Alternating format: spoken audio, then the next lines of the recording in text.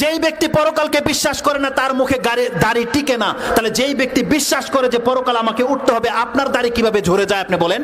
আপনি তো বিশ্বাস করেন কাল কিয়ামতের দিন আপনাকে উঠতে হবে। যেই ব্যক্তি বিশ্বাস করে না পরকালে আল্লাহ বলে কিছু নাই, বিচার নাই, তার প্যান্ট টাকনার নিচে, তাহলে যেই ব্যক্তি বলে যে পরকাল রয়েছে, বিচার হবে, তার প্যান্ট কেন টাকনার নিচে বলেন? যারা মনে করে এই দুনিয়াটাই আমাদের চূড়ান্ত ফয়সালা হয়ে যাবে, তার মা বোন পর্দা করে না, তাহলে যেই ব্যক্তি বলে আমাদের ইসলাম সত্য, আল্লাহর কাছে আমাদেরকে জবাব দিতে হবে, দাড়ি পাল্লায় ওজন করা হবে, জাহান্নাম সত্য, তার মা বোন কেন পর্দা করে না? এটা কেমন ঈমান আপনি বলেন? তাহলে এই দুই শ্রেণীর মধ্যে মিলে কি করে গেল? তার মানে বোঝা যাচ্ছে যে আমাদের ঈমানে ঘাটতি আছে।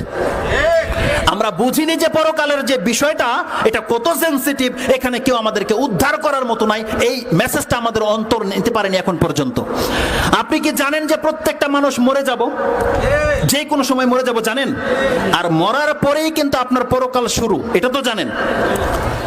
যেই ব্যক্তি জেলখানায় আছে তাকে মেসেজ দিয়ে দেওয়া হয়েছে আর 1 মাস পর সে মারা যাবে, তাকে ফাঁসিতে লটকানো হবে। আপনি কি জানেন এই মেসেজটা, এই বার্তাটা তার অন্তরটা কিভাবে গ্রহণ করেছে? আপনি যান, ভিজিট করে আসেন, এরকম একটা ফাঁসির আদেশ প্রাপ্ত ব্যক্তির চেহারাটা দেখে আসেন। সে হয়তো সমাজে সবচেয়ে বড় স্বৈরাচার ছিল, তার গলার সাউন্ড যেটা ভয়েস ছিল 200-র উপরে। যে ব্যক্তি কাউকে তাওয়াক্কা করতো না, কিন্তু যখন তাকে মেসেজ দিয়ে দেওয়া হয়েছে আর 1 মাস পরে তাকে ফাঁসিতে লটকানো হবে, আপনি গিয়ে দেখে আসেন তার মাথায় টুপি পরে গেছে, তার দাড়ি গজিয়ে গেছে, তার কথা ক্ষীণ হয়ে গেছে, স্মুথ সে কথা বলে, তে এখন রাত ঢাক নাই, প্রায় সময় সে রাতে ঘুমায় না, নামাজে দাঁড়িয়ে আছে, কিছু খেতে দিলে খেতে তার মন চায় না। কেন? কারণ তার কাছে যে মেসেজটি পৌঁছেছে সে জানে যে আমি আর 1 মাস পর মরে যাব। তার অন্তর সেই মেসেজটি যেভাবে গ্রহণ করে নিয়েছে, এখন তাকে আপনি জেনা করাতে পারবেন? এখন তাকে কাউকে হত্যা করাতে পারবেন যে মরেই যাবো আর কয়েকটাকে মেরে নেই? দেখেন সেটা করে না।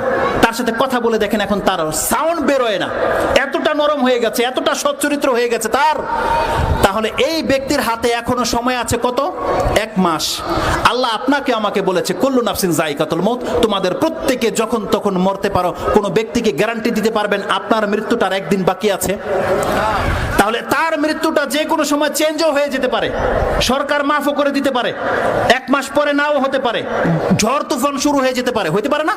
কিন্তু তার অন্তর যেভাবে এটা অ্যাকসেপ্ট করে নিয়েছে, অথচ তার চাইতে মৃত্যু আমাদের বেশি নিকটে, দেখেন আমাদের অন্তর সেটাকে অ্যাকসেপ্ট করে নেয়নি।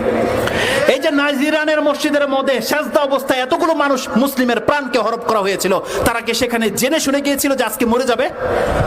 তাহলে কত সৌভাগ্যবান তাদের এই মৃত্যুটা আপনি বলেন। আর এই মৃত্যুটা যদি কোনো সিনেমার হলে হতো, বলেন, যে হলে মুসলিমরা ছবি দেখতে গেছে, সেখানে তাকে ব্রাশ করা হয়েছে, শুট করা হয়েছে, সেখানে মরে গেছে,